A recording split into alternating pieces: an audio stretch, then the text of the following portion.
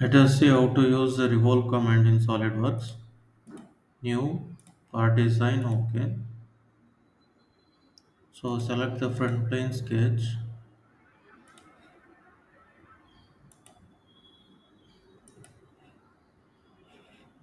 draw the center line,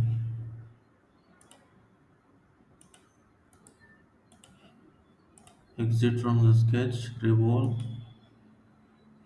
So cylinder will be created. Okay. Just edit the cylinder. So I will give 180 degree. Okay. Select the plane sketch, create a rectangle. This is the center line. Select sketch. Exit from the sketch.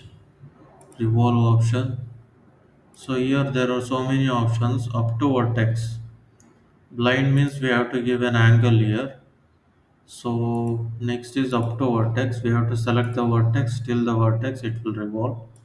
Next up to surface we have to select the surface till that surface it will revolve. Next is offset from the surface. We have to give a distance. So I will give 20. So the offset distance is 20. So mid plane. So it will extrude in, it will revolve in both the directions. So select blind and 180 degree and OK. So this is revolve command in SolidWorks. Thanks for watching. Please subscribe the channel.